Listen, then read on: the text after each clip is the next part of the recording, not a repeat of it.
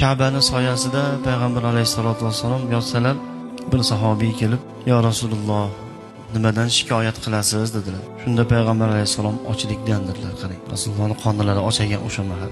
Shunda haligi sahobiy yig'lab, "Sizni qoningiz ossa-yu, men shundoq yurarmidim" deb orqalariga sekin qaytib bir xurmozorga borib, ana shu xurmozorning egasi bilan bir bitim qildiki, "Ke mana shu xurmoyini sug'orib beraman, har bir paqiriga bir donadan xurmo berasan."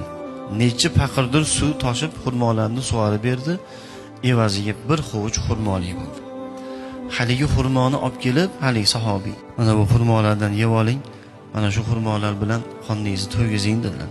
Payg'ambar sollallohu alayhi xurmolardan olib yerkanlar, "Shu xurmolarni borib ishlab qiynalib men uchun olib keldingmi?" dedilar payg'ambar sollallohu.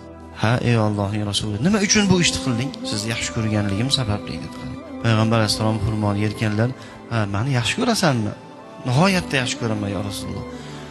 "Agar" dedilar payg'ambar sollallohu, "meni yaxshi ko'radigan bo'lsang, qiyinchiliklarga, mashaqqatlarga, faqirlikka, musibatlarga tayyor turgin. Chunki meni yaxshi ko'radigan bandalarga Alloh ko'p sinovlarni beradi. Meni yaxshi ko'rgan bandalarga Alloh shunaqangi faqirona, haqirona, oddiy sodda hayotni beradi. Boshiga musibatlar tushadi. Moli bilan sinov beradi, joni bilan sinov beradi, mana shunaqangi qiyinchiliklarni beradi" dedilar azizlar. Shuning uchun bir inson masalan musibatlar to'xtamayapti bir insonning boshiga. Qaysi ishni boshlasa yurmayapti. Qorni och qolyapti kerak bo'lsa. Qishda yupun kiyimda qolib, bu faqat Allohning suyganligidan bo'lar ekan azizlar. Va payg'ambar alayhisalom yaxshi ko'rgan bandalarga keladigan bunaqangi azizlar musibatlar.